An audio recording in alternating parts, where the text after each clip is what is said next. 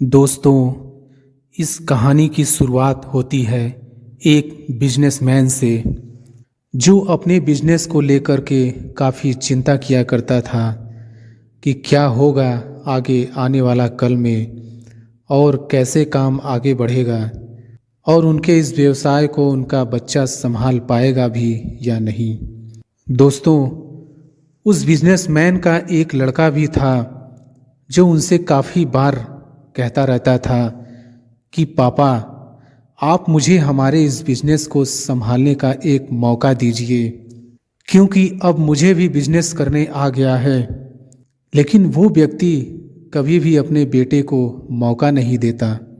एक दिन इस बिजनेसमैन को दिल का दौरा पड़ जाता है और इसके चलते उनको हॉस्पिटल में भर्ती किया जाता है। जैसे ही ये खबर उनके बेटे को पता चलती है, उनका बेटा दौड़ करके हॉस्पिटल में पहुंचता है। बेटा हॉस्पिटल में पहुंचने के बाद उसने ये देखा कि उसके पापा अब एडमिट हैं और डॉक्टरों ने उससे ये कहा कि आपके पापा अब पहले से थोड़ा ठीक हैं और धीरे धीरे करके वे अब रिकवर हो जाएंगे। फिर उस लड़के ने अपने एक दोस्त को कॉल करके वहाँ पर बुला लिया। फिर उसका दोस्त वहाँ पर आता है और उससे पूछता है कि क्या हुआ भाई। फिर उस बिजनेसमैन के लड़के ने अपने दोस्त से कहा कि मेरे पापा को दिल का दौरा आ गया है और उन्हें अस्पताल में एडमिट किया हुआ है। इसके बाद उस बिजनेसमैन का लड़का अपने दोस्त से कहता है कि चल न जरा बाहर चल के आ जाते हैं, और फिर वो दोनों अस्पताल से बाहर चले जाते हैं। जब वो दोनों अस्पताल से बाहर निकले तब उनको एक आइसक्रीम वाला दिखाई देता है। फिर उस बिजनेसमैन के लड़के ने अपने दोस्त से कहा कि भाई आ जाओ, आइसक्रीम खाते हैं। ये बात सुनकर उसका दोस्त थोड़ा चौंकता है और मन ही मन कहता है कि अरे ये क्या पागलपन है, पापा अंदर भर्ती हैं और ये यहाँ पर आइसक्रीम खाने की सोच रहा है। फिर उन दोनों ने आइसक्रीम खरीद ली और वे दोनों आइसक्रीम खाने लगे। लेकिन उसका जो दोस्त था उससे ये रहा नहीं गया और उसने अपने दोस्त से पूछ लिया कि भाई, मुझे समझ नहीं आ रहा है कि तुम्हारे बिजनेस का आगे का क्या होगा, और तुम्हारे पापा की तबीयत भी ठीक नहीं है और तू यहाँ आइसक्रीम खा रहा है, मुझे कुछ समझ नहीं आ रहा है। फिर ये जो बिजनेसमैन का लड़का था और उसने जो बात कही उसे आप ध्यान से सुनिएगा। उसने अपने मित्र से कहा कि मुझे ये मालूम है कि तू ये सोच रहा होगा कि मेरे पापा एडमिट हैं और मैं यहाँ पर आइसक्रीम खा रहा हूँ और मज़े कर रहा हूँ, पर ऐसा कुछ नहीं है, क्योंकि मैं भगवान श्री कृष्ण का बहुत बड़ा भक्त हूँ और उनकी दो बातें हमेशा अपनी ज़िंदगी में याद रखता हूँ। पहली बात, जो हम सबको पता है कि काम करना है और फल की चिंता नहीं करनी है, इसलिए जो होगा देखा जाएगा। मैं सिर्फ अपने काम पर ही फोकस करूँगा और फिर बिजनेस भी अच्छा चलेगा।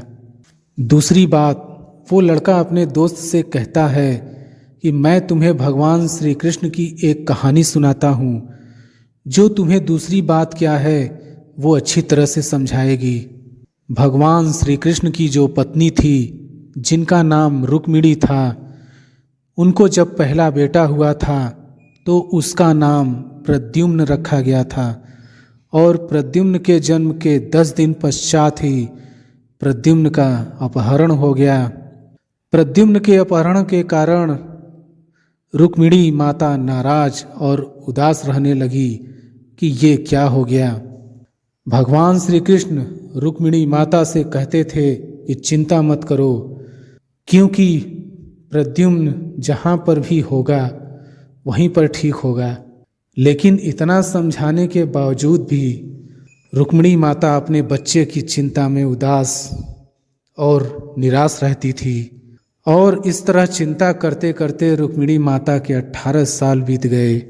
18 साल के बाद द्वारका में जब प्रद्युम्न की वापसी हुई और जब प्रद्युम्न द्वारका में वापस आए तो उनके साथ में उनकी पत्नी मायावती भी थी।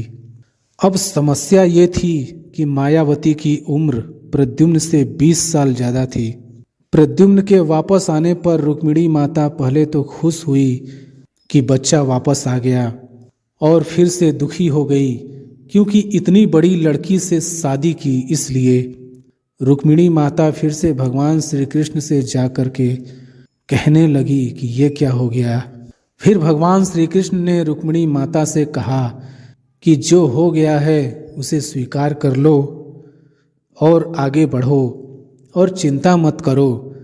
लेकिन माँ रुक्मिणी ये कह रही थी कि बड़ी लड़की से शादी क्यों कर ली, और यही लड़की मिली थी क्या, और इस बात को स्वीकार नहीं कर पा रही थी। इसके कारण 8 साल तक माँ रुक्मिणी जी दुखी और निराश रही, और 8 साल के बाद रुक्मिणी माता ने ये स्वीकार कर लिया कि प्रद्युम्न ने जो यह शादी करी थी वो ठीक है और इसके लिए ज़्यादा चिंता करने की ज़रूरत नहीं है, और उस शादी को उन्होंने स्वीकार कर लिया। दोस्तों, एक तरीके से माँ रुक्मिणी माँ ने अपने ज़िंदगी के 26 साल उदासी में बिता दिए। इस कहानी को ख़त्म करते हुए वो लड़का अपने दोस्त से बोला कि मैंने अब स्वीकार करना सीख लिया, क्योंकि भगवान श्री कृष्ण जी कहते हैं कि जो हो रहा है उसे स्वीकार कर लो, जिंदगी अपने आप सहज हो जाएगी। दोस्तों, ये छोटी सी भगवान श्री कृष्ण की कहानी जो हमें 2 बड़ी बातें सिखाती है, और यही 2 बातें आपके साथ शेयर करना चाहता था कि हमारी ज़िंदगी में जो कुछ भी घटता है उसे स्वीकार करना सीख लीजिए और फिर ज़िंदगी अपने आप सहज हो जाएगी। हमारे नियंत्रण में जितनी भी चीज़ें होंगी उन चीज़ों पर तो हमें ज़रूर नियंत्रण रखना चाहिए, लेकिन जो चीज़ें हमारे नियंत्रण से बाहर हैं उन चीज़ों को हमें स्वीकार कर लेना चाहिए। अगर हमने उन्हें स्वीकार नहीं किया तो हमें भी रुक्मिणी माता की तरह बहुत सालों तक उदास रहना पड़ सकता है।